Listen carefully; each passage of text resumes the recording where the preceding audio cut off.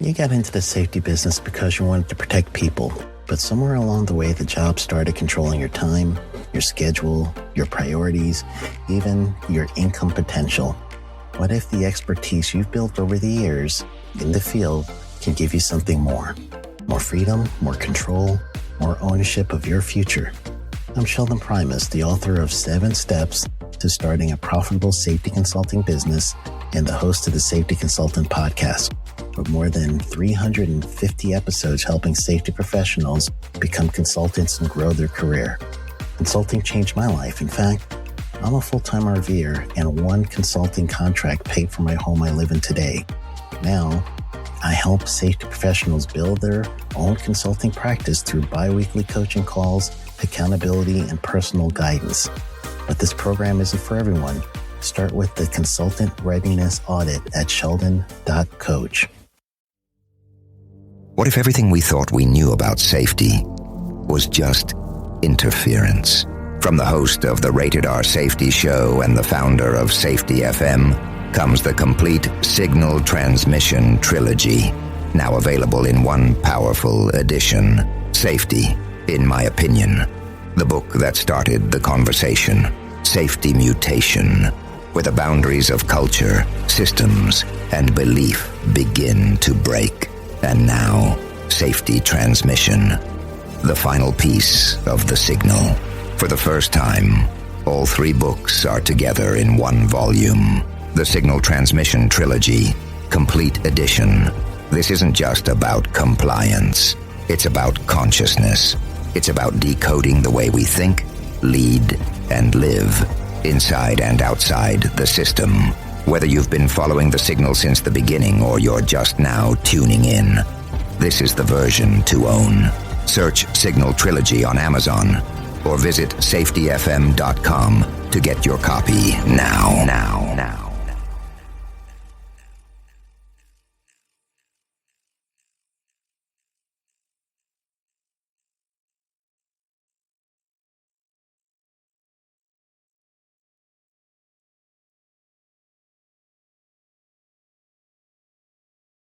You got into the safety business because you wanted to protect people, but somewhere along the way the job started controlling your time, your schedule, your priorities, even your income potential. What if the expertise you've built over the years in the field can give you something more? More freedom, more control, more ownership of your future. I'm Sheldon Primus, the author of 7 Steps to Starting a Profitable Safety Consulting Business and the host of the Safety Consultant Podcast, with more than 350 episodes helping safety professionals become consultants and grow their career. Consulting changed my life. In fact, I'm a full-time RVer, and one consulting contract paid for my home I live in today. Now, I help safety professionals build their own consulting practice through bi-weekly coaching calls, accountability, and personal guidance. But this program isn't for everyone. Start with the Consultant Readiness Audit at sheldon.coach. What if everything we thought we knew about safety was just interference? From the host of the Rated R Safety Show and the founder of Safety FM comes the complete Signal Transmission Trilogy, now available in one powerful edition. Safety, in my opinion, the book that started the conversation. Safety Mutation, where the boundaries of culture, systems, and belief begin to break. And now, Safety Transmission, the final piece of the signal. For the first time, all 3 books are together in one volume. The Signal Transmission Trilogy, Complete Edition.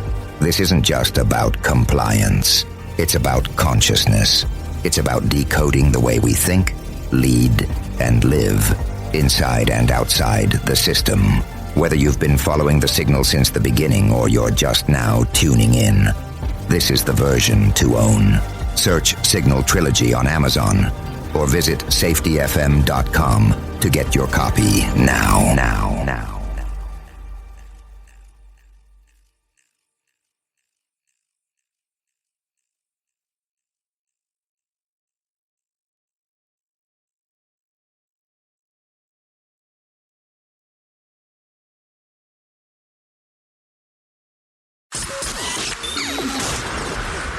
This show is brought to you by Safety FM.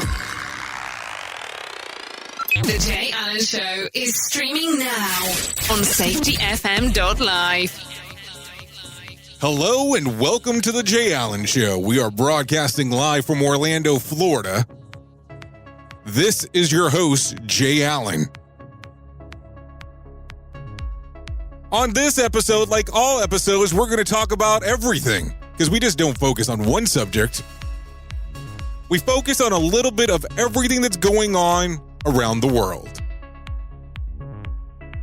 I do appreciate the time that you give me on a weekly basis for us to have these basic discussions about what's going on in the world here. Today, we're going to have a conversation about things in the world of safety. As we have discussed in the previous episodes, from time to time, we will have different discussions, but today is a discussion about safety. Now, I'll tell you, I know that I tend to focus a little bit on the past and some of the things that we had going on before, but I'll tell you that with the Safety FM flagship show, I don't think we could have been able to pull this interview off. So let me tell you what we have going on today. Today we have an interview with Judy Agnew. She is recognized as a thought leader in the field of safety leadership, safety culture, and behavioral safety. As a senior vice president of safety solutions at Aubrey Daniels International, Judy helps organizations create evidence-based strategies that use positive, practical approaches to improve safety performance, ensuring long-term sustainability and organizations that are safe by design. The complexity of today's work environment requires scientific approach to the human performance component of safety. Applying her Ph.D. in psychology and more than 25 years of expert consulting, Judy helps clients analyze the impact of organizational systems such as work procedures, management practices, performance metrics, and incentives. She then helps leaders adjust systems and practices to enable and encourage safe work. Judy understands what it takes to ensure that everyone from the boardroom to the front line engages in proactive behaviors required to create and sustain a culture of safety. Judy has worked in a variety of industries, including transportation, oil and gas, mining, forest products, utility, food and non-food manufacturing, distribution, and retail. Her work has spanned a diverse employee population in organizational issues, including organizational culture change, safety leadership effectiveness, employee engagement, and ensuring consistency of life-saving behaviors. In addition to industry and corporate events, Judy has presented at major safety conferences, including the American Society of Safety Engineers, National Safety Council, and Behavioral Safety Now. She is frequently interviewed for national and trade publications and is the author of 3 highly regarded safety books: Safety by Accident, Take the Luck Out of Safety, Leadership Practices that Build a Sustainable Safety Culture with Aubrey Daniels, Removing Obstacles to Safety with Gail Snyder, and A Supervisor's Guide to Safety Leadership. Now, I'll tell you, in the past, I don't think we would have been able to get this interview. And I'm going to say that it's mostly based that we talk about human and organizational performance. And there's nothing wrong with human and organizational performance. But if you're familiar with Aubrey Daniels, you are aware that most people are familiar with them based on behavioral safety. Today, I would like to welcome Judy Agnew to the show. Your company reached out to me, so I was kind of surprised, especially for the kind of show that I normally do about my subject matter. So what was the point of interest? Well, we're always looking for ways to get our message out to people. And we know a lot of the folks that you've had on your show. And I guess we just sort of felt like we would love to have the chance to kind of share our message and join the conversation. Good, because I always think it's interesting because a lot of people are a little hesitant at first, especially if they're not part of the house of where most of my speakers come from. Yeah. So yeah. The way that I look at it is I think that there's always a good conversation that can be had from any side of the house, especially because we're all trying to make sure that people make it home safe. Exactly. And I'm really a believer that there's something to be learned from every approach to safety. And I think that a behavioral approach, unfortunately, has gotten a bit of a bad rap in many cases. And so I always look forward to the opportunity to kind of share our perspective and talk about how we can see everything working together to improve safety.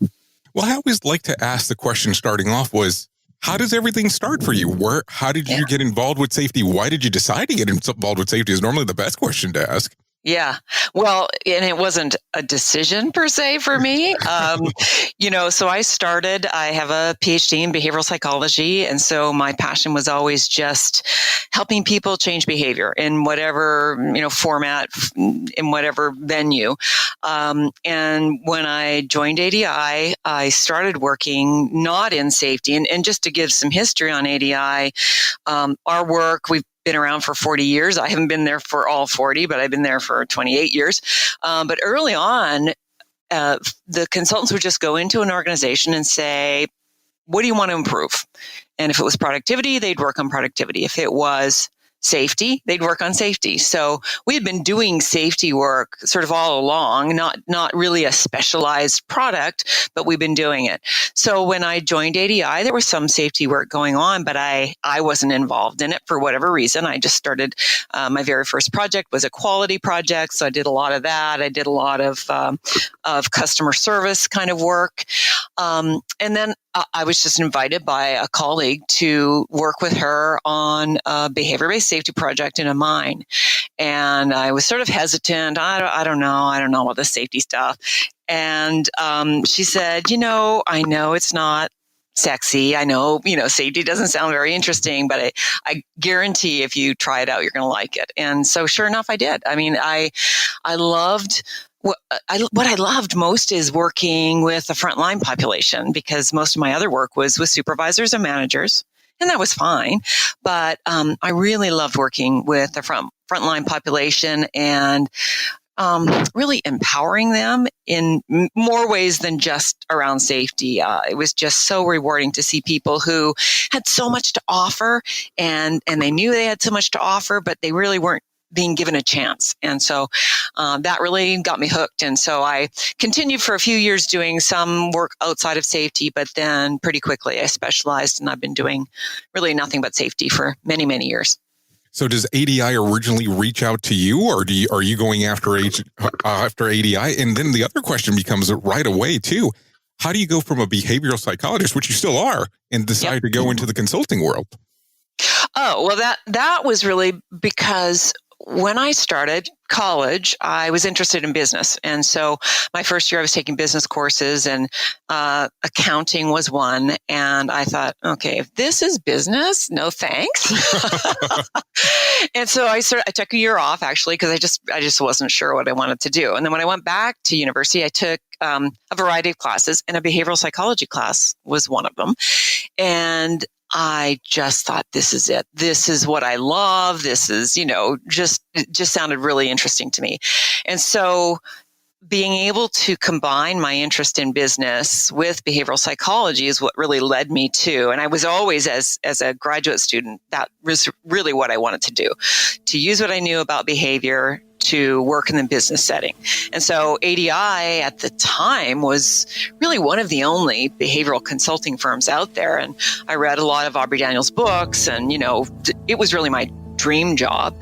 And then I just happened to meet Aubrey at a conference, and, had an opportunity actually to help him with a book chapter that he was writing when I was a graduate student. And so it kind of went from there. This is The Jay Allen Show. Have you learned about human and organizational performance and you wanted more? Well, now is your chance. Fisher Improvement Technologies is conducting an advanced HOP practitioner workshop. Now is your opportunity to learn these advanced HOP techniques in this 2-day workshop that is designed to give leaders the ability to understand and manage integrations of advanced error reduction in organizations, also known as AERO. Participants are provided with multiple experiential learning opportunities to ensure they can use the information in their day-to-day interactions. For more information, go to aerohp.com. That is AEROHP.com and click on the link that says open enrollment. And we're back with Judy Agnew from Aubrey Daniels International. Oh, that's pretty interesting. So all of a sudden your dream job lands in front of you. So how does the path start for you? How does it go where you go from being a person that's helping to all of a sudden now you're at ADI? Yeah. So, I know I'm asking questions from a long time ago, but I just find the story so interesting. Yeah. Well, and of course I was interested in working with Aubrey. So, I made that clear. And then it really, like many things, timing is everything.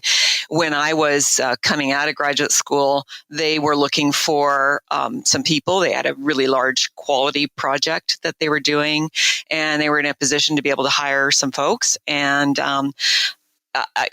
who knows why they picked me?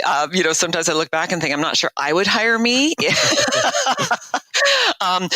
Just because I was young, and inexperienced, but they took a chance. And so here I am 28 years later.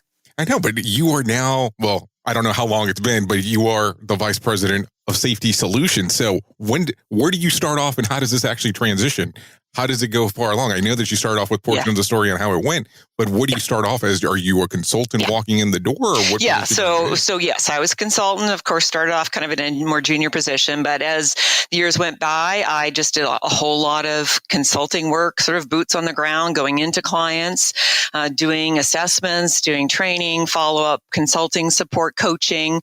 And I did that for many, many years. I mean, I just had, a series of clients that I would work with. And then as time went on and I got more and more experience, I moved into more of managing projects and our bigger projects. And then I started, much to my own surprise, selling business, which is not something I ever thought I would do. But, turns out when you're passionate about something, you make a good salesperson because it's not, I used to think it'd be like selling used cars, but really, I believe so strongly that a behavioral approach is helpful and really makes a big difference. So it's easy for me to talk to people about how it might help with their organization. And then I started writing, and writing was, you can't get through graduate school without doing a lot of writing. So it was something I did. But again, finding just something I'm so passionate about, it became easier to write about it as well. And so gradually started writing more. And in 2010, Aubrey Daniels and I wrote the book Safe by Accident. And that really was a turning point for me in the sense that it was a book that really captured a lot of people's attention.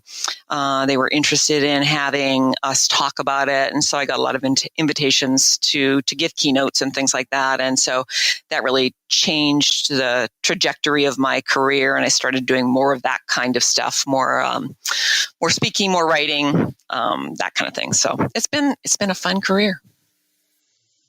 So let's go through that. Let's go through the belief system that you have with the behavior-based safety side of the house and how you actually see the approach that safety should be looked at. Because I think that sometimes when people start taking a listen to the different variations there are from safety, that people don't take a look at everything that's out there. They heard of one, they stick to that particular one, and they don't want to look at anything else. So could you tell people some of the things that you teach and that you actually bring into organizations? Yeah, and I'm glad you asked that because I think behavior-based safety has done a whole lot for safety, as I think most people will acknowledge. But because it became so popular, there were a lot of people who sort of came out of the woodwork saying they did behavior-based safety when they really didn't know too much about the science of behavior. And so unfortunately, there were many sort of subpar behavioral programs out there. And so that led to, not very effective programs, led to people calling it a blame the worker process, which just drives me crazy because it is so not blame the worker. It is, in fact, the opposite of that. So I'm glad to have the opportunity to kind of talk about that. And I find today so many people will say, oh, we don't want that behavior stuff. And so the word behavior has almost become this taboo thing that you shouldn't talk about because people have a bad taste in their mouth. What I would like to tell people is there's a science behind what was behavior-based safety, what is behavior-based safety. There are many bad programs out there. That doesn't mean you should reject anything with the word behavior in it. that oh, happens it a lot, does. though. It does. And it's such a shame. The bottom line is everything we accomplish in safety is accomplished through someone's behavior. Whether that's senior leaders making decisions to fund something, whether it's an engineer making a decision in terms of how to build equipment in such a way that it's safer, or all the way down to, of course, frontline supervisors and frontline employees. So we all have to engage in the right behaviors if we're going to create the safest possible workplace. And so to better understand behavior is just to better create a safer workplace. If we can understand what are the things that influence a frontline supervisor to spend more time out in the field, interacting with people, asking questions, helping, as opposed to just being a safety cop. If we can understand that, then we can create conditions where supervisors will do more of that, and that's going to help safety.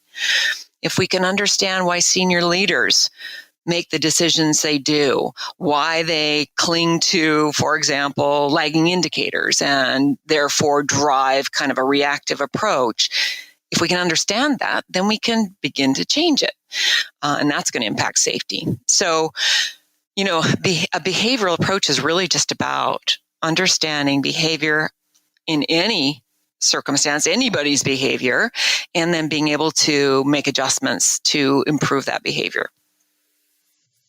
So where did you start seeing where people started looking at this as a bad word being related to behavior? Because I see so many different concepts of safety, but I've always been trying to trigger on when exactly it occurred that people started looking at it from a different light, where they started saying, well, this is not for me. Yeah. What do you have, like a timeline or a time frame or something that was occurring at the time when you started to notice the change? Well, there was always resistance from the very beginning from some unions, and they just decided that behavior-based safety was about blaming the worker because it focused on changing worker behavior, and those are not the same things at all. But they just really believed it was, and they, in all good intent, were trying to protect their folks from something they thought was not helpful.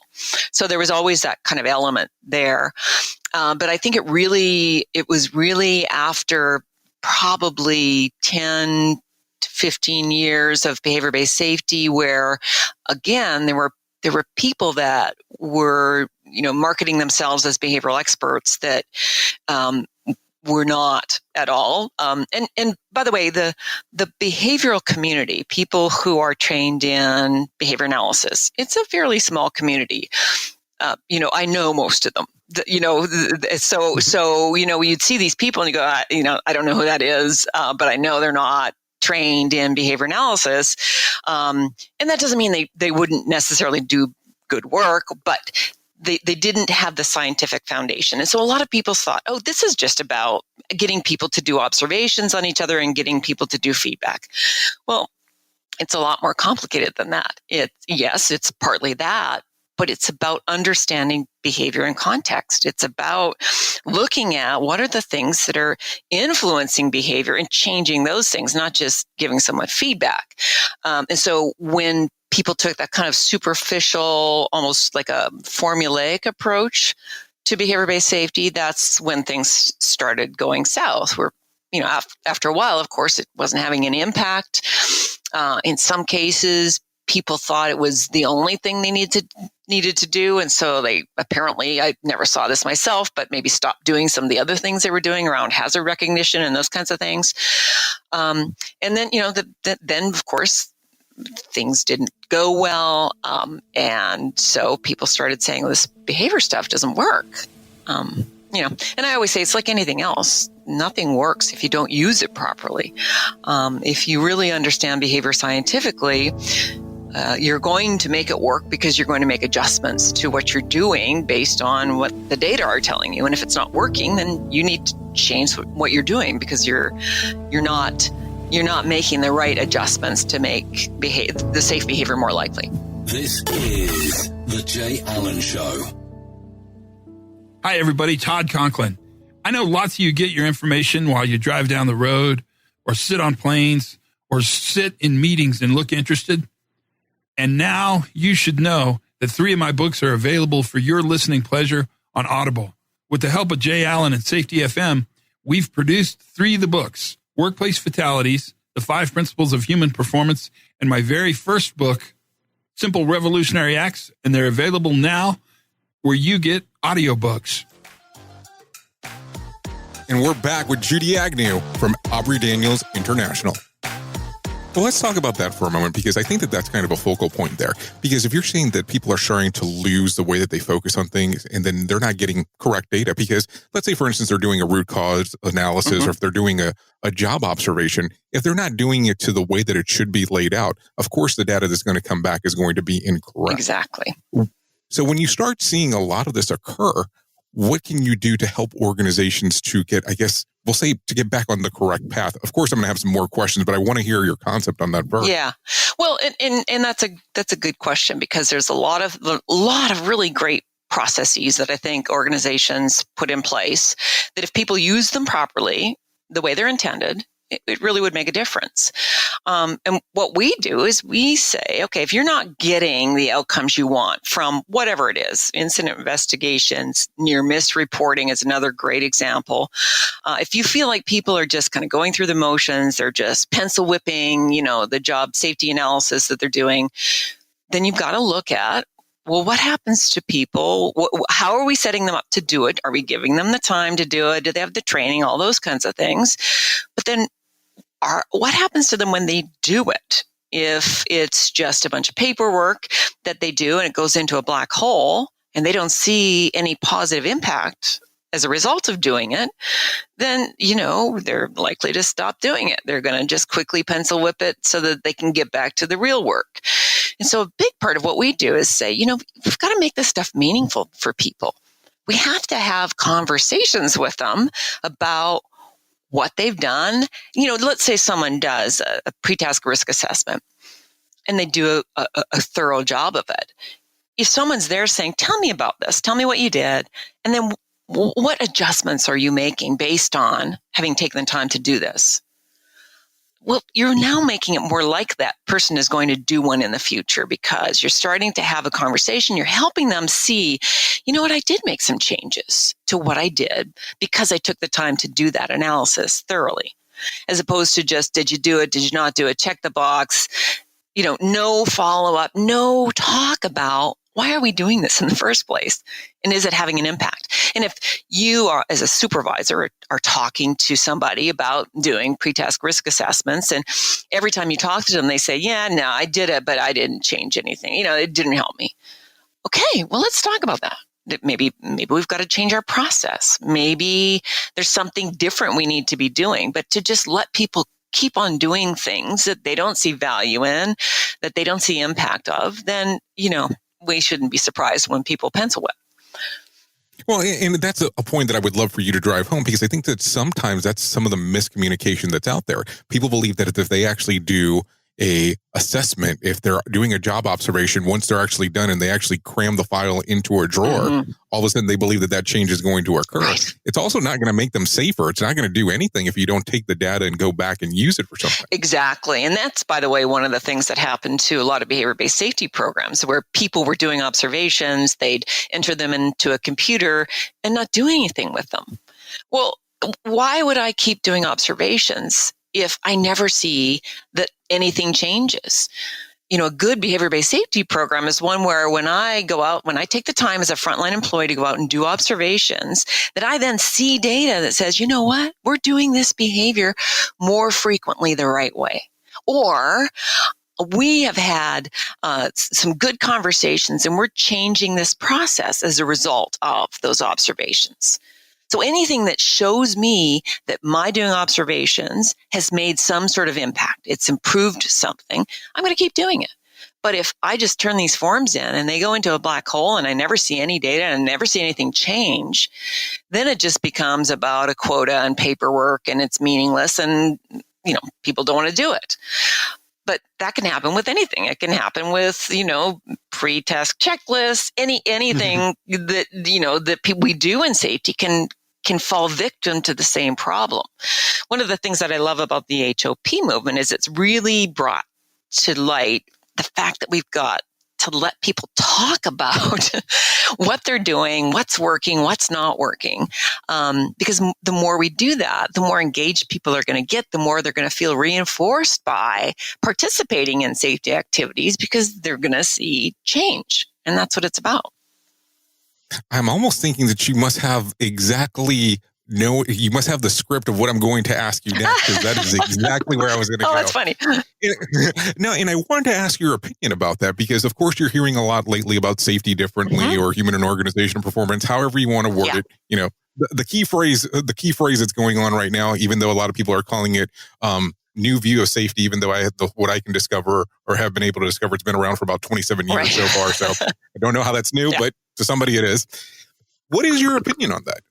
And I'm just asking for an opinion, and then I want to talk to you a little bit about the philosophy of what you hear about. Yeah. Well, I like a lot of the things that I hear about it. I mean, in fact, when Aubrey and I wrote Safe by Accident, I was reading Just Culture, and I was looking into it, and I just thought, oh, this is great. It fits perfectly with a behavioral approach. I saw it as very complementary. And I have been grateful to the movement for a number of things, because they've been better able than we as behavior analysts have to convince more people that we need to stop punishing people, that we need to start talking to people more and asking people about what they're doing, that we need to look at behavior in context. We need to understand the systems within which people are working.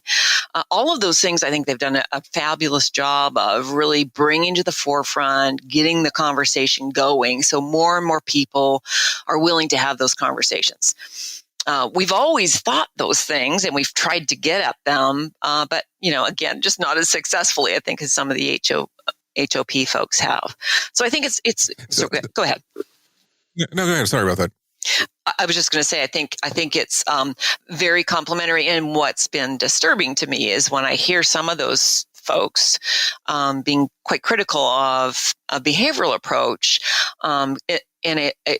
it's unfortunate, because I think it's all based on misunderstanding. It's based on their understanding of a poorly designed and executed BBS system as opposed to a behavioral approach, a behavioral science approach. And I think to dismiss a behavioral approach is to really miss out on the opportunity to learn, right? It's all about organizational learning, and the science of behavior has a ton to teach people about how to improve safety. So it's just unfortunate that it gets dismissed by some folks. This is The Jay Allen Show. Are you tired of not being able to reach the people inside of your organization? What if there's a better approach? What if you could contact them in a click of a button? Here at Safety FM, we can assist you reach your team via podcast. How about setting up a private podcast for just you and your team members? We will cover topics that are important to you and your company. Visit safetyfm.com. That's safetyfm.com, and click on services for more information about your own private podcast. Safety FM, a safety-focused moment venture. And we're back with Judy Agnew from Aubrey Daniels International. Well, now, the interesting thing is I've had a pretty interesting mix of people come on to the show. And I've had people from the HOP side of the house, people from the BBS side of the house, and they all have different opinions on how HOP came about. And you being a scientist, I have to ask, of course, the following question is going to be worded kind of weird, but it was based on a conversation that I had with Tim Ludwig. He stated that if it wouldn't have been because of behavior-based safety, HOP would have never existed. What is your feelings on that statement? Well, I mean, I can see why he said that. I don't know. I don't know if that's true or not. I really don't. Well, because he says that really hop was developed inside of the BBS side of the house. Now, I don't have any information, white paper, so on, that states otherwise, that agrees or disagrees with this point of view, but it was a comment that he made on the show. Yeah. And I've always been interested the more and more people I talk to, because I look at hop as being a bolt-on to BBS. That's just my opinion, and I could be absolutely incorrect from some people's point of view. But I look at it and I go, when I get to talk to somebody who's a behaviorist, I always like to ask that question because I'm interested in their point of view, especially because you've been doing this for about 28 years now. So around the same amount of time that, give or take, that hop has been around based on the information that I can find. So your point of view, of course, will be important. Well, I guess, and again, I have no expertise on this either, but it was my impression, just based on, when I started reading about it, and where, if you look at Reason and Decker, they, as my understanding, really started in the area of medical errors, where BBS, frankly, it has never gained much traction. So to me, it almost seemed like they were kind of on parallel tracks. And then just, in the last, whatever it's been, 8 to 10 years have kind of come together. I do think behavior-based safety has laid the groundwork, I think, in many ways, because really prior to behavior-based safety, I mean, it was command and control, right? You just tell people what to do, and you don't talk to the worker. And, it's one of the things that bothers me about people blaming BBS for the blame the worker mentality. Workers were being blamed long before BBS ever came along, right? That was always the default, that if they did something wrong, it was their fault, and we would punish them. We tried to correct that by saying, look, there's reasons why. You start with the assumption, right? Always, if it's a good worker, is 99.999% of the people are, they're just trying to do a good job. So why would a good worker do something that puts themselves or others at risk? There's reasons, and it's not because they're a bad person, or they're stupid, or they're lazy, or all the other reasons you hear. So we were always trying to say, we've got to understand behavior in context. We've got to understand what's going on for that worker. Again, assuming it's a good worker, why would that good worker choose to do something that puts them at risk? And so, I think those things, we were starting to have those conversations and trying to educate the people that we were working with to start looking at that. And I think then at the same time, the HOP folks are saying, we got to start talking to these workers more. We've got to look at behavior, and they would talk about it a little differently, but we've got to look at what's happening in the environment and look at the systems people are working in to understand errors and obviously to create better systems to prevent errors. So I guess I see them as parallel, but again, I have no scientific evidence. So when it comes to the whole concept of when you hear that hop is a philosophy, how does that make you feel in that particular regards? Because behavior-based safety is not a philosophy. Yeah. Well, I guess... And I know I'm not supposed to ask the scientists about their feelings, but I have this terrible habit of doing it all the time. Because that's just how I do my scientific work, but I also like to know how people feel about things, because I think that kind of really drives a lot of it. Well, I mean, that was my first exposure to the HOP, again, was sort of with Reason and Decker's kind of work, was I loved the philosophy.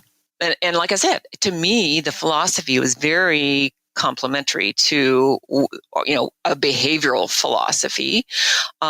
But they just talked about it in a way that seemed so much more compelling to a safety audience. And I think the philosophy is very helpful. I mean, to get people to start thinking about safety differently, we would use a little bit different language, but to say, we've got to stop blaming people.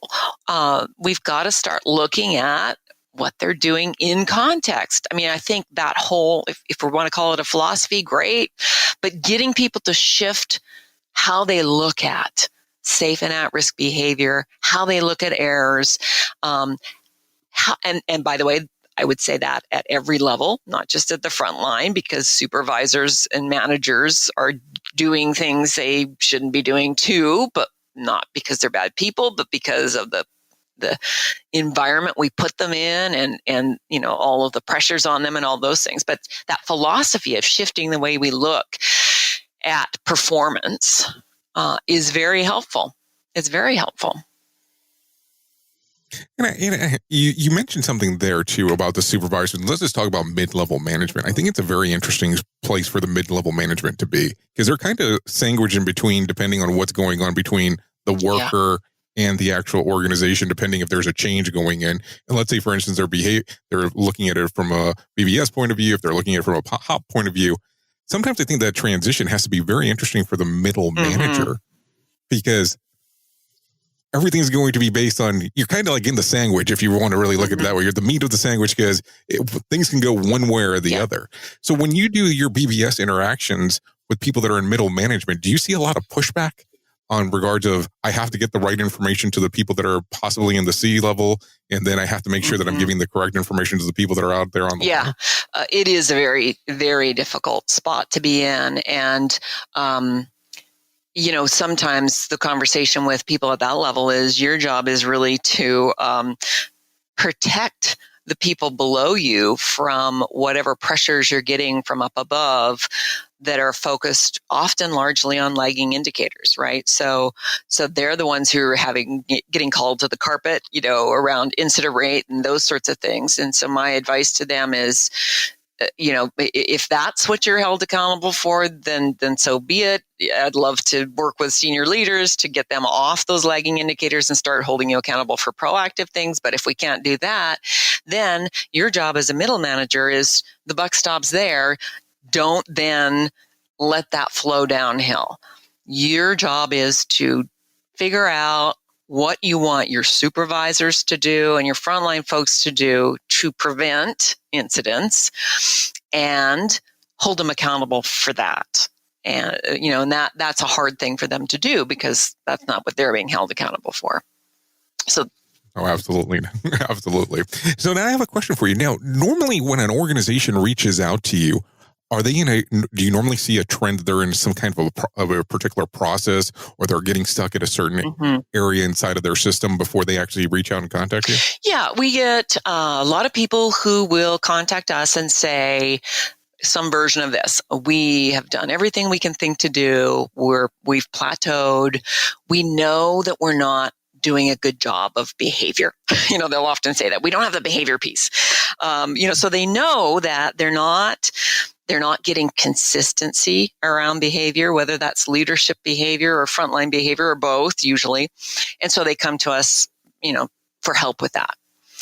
We also, obviously, as a lot of consultants do, get people coming to us because they've had, either a rash of incidents or a serious incident, fatality, and they're scratching their head often after an incident investigation where they figure out that behavior had something to do with the incident. And again, they have done everything they can think to do to ensure that people do things consistently, and they know they're just not getting it.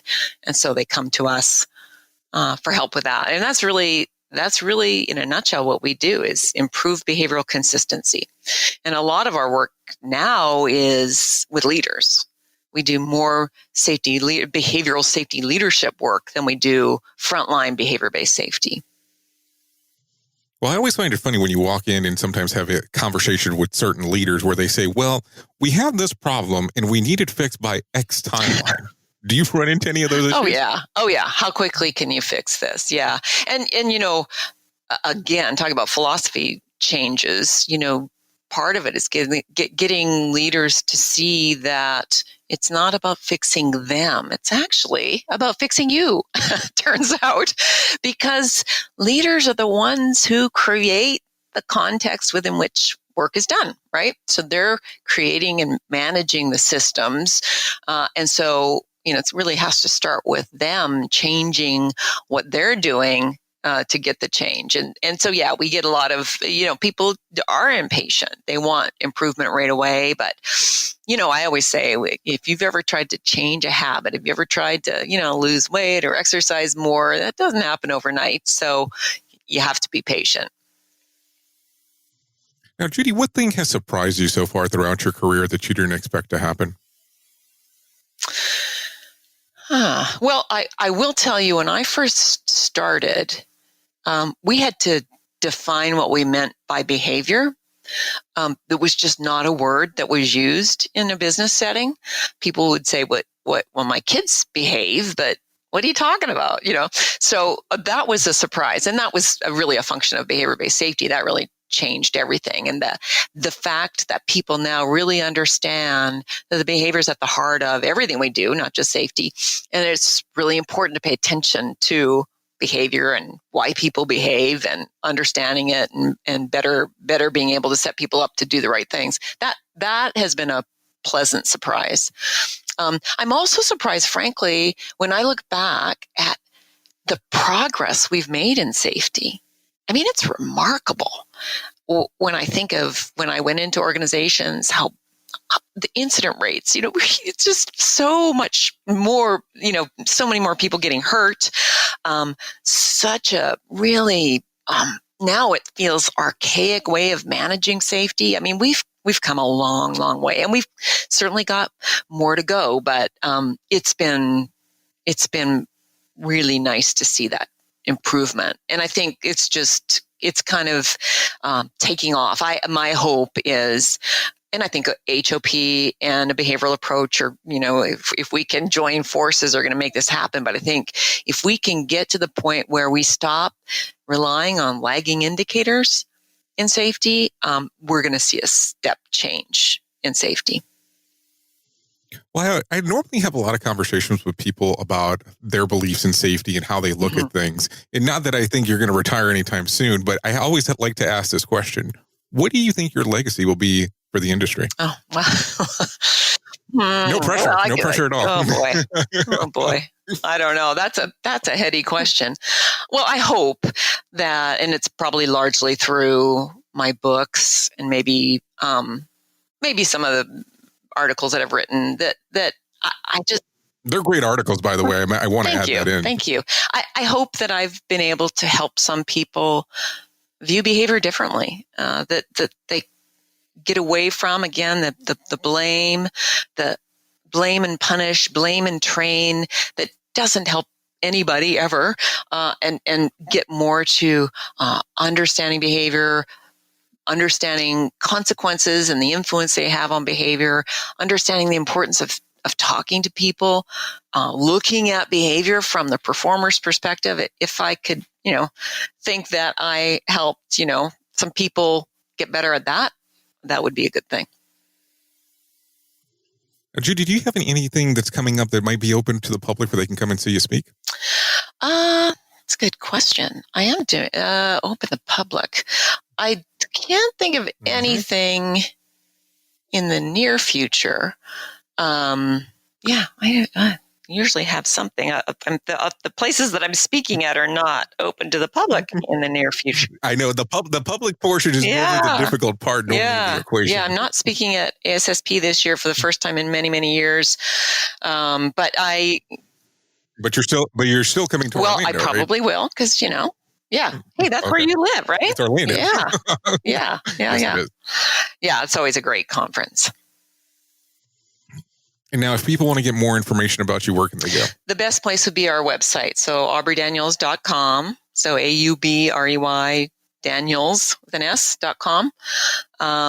There's lots of resources there. So you can buy our books there. You can get articles.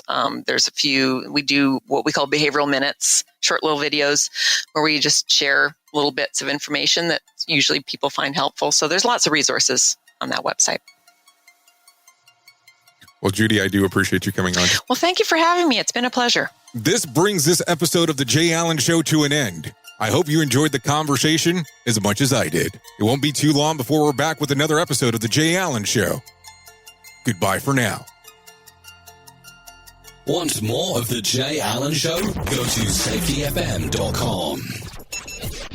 The views and opinions expressed on this podcast are those of the host and its guest and do not necessarily reflect the official policy or position of the company. Examples of analysis discussed within this podcast are only examples. They should not be utilized in the real world as the only solution available, as they are based only on very limited and dated open source information. Assumptions made within this analysis are not reflective of the position of the company.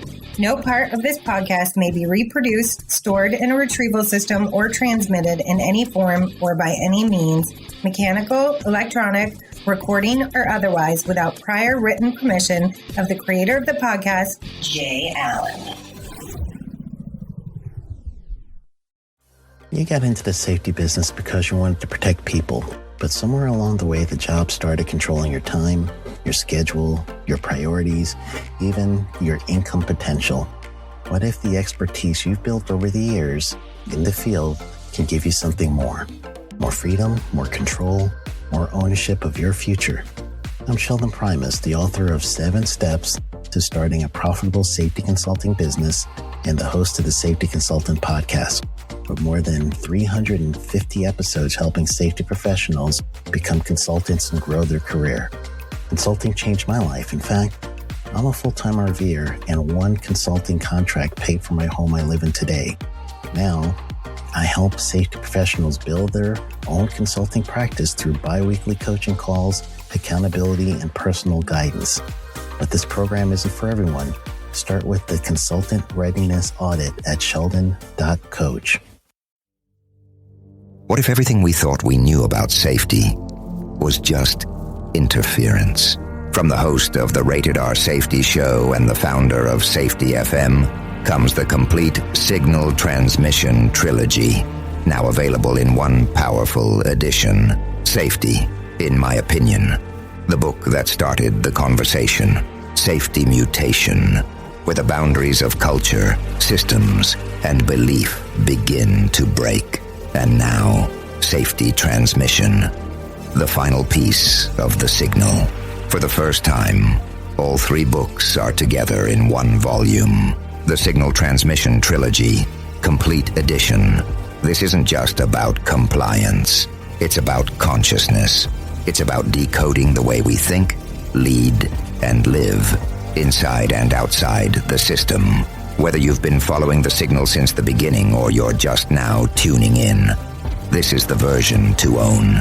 Search Signal Trilogy on Amazon or visit safetyfm.com to get your copy now.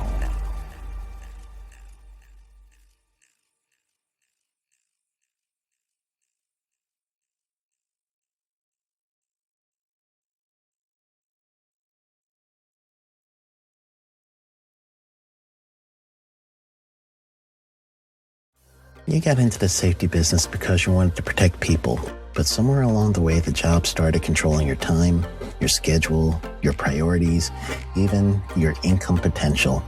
What if the expertise you've built over the years in the field can give you something more? More freedom, more control, more ownership of your future. I'm Sheldon Primus, the author of 7 Steps to Starting a Profitable Safety Consulting Business and the host of the Safety Consultant Podcast, with more than 350 episodes helping safety professionals become consultants and grow their career. Consulting changed my life. In fact, I'm a full-time RVer, and one consulting contract paid for my home I live in today. Now, I help safety professionals build their own consulting practice through bi-weekly coaching calls, accountability, and personal guidance. But this program isn't for everyone. Start with the Consultant Readiness Audit at sheldon.coach. What if everything we thought we knew about safety was just interference? From the host of the Rated R Safety Show and the founder of Safety FM comes the complete signal transmission trilogy, now available in one powerful edition. Safety, in my opinion, the book that started the conversation. Safety Mutation, where the boundaries of culture, systems, and belief begin to break. And now, Safety Transmission, the final piece of the signal. For the first time, All 3 books are together in one volume. The Signal Transmission Trilogy, Complete Edition. This isn't just about compliance. It's about consciousness. It's about decoding the way we think, lead, and live, inside and outside the system. Whether you've been following the signal since the beginning or you're just now tuning in, this is the version to own. Search Signal Trilogy on Amazon or visit safetyfm.com to get your copy now.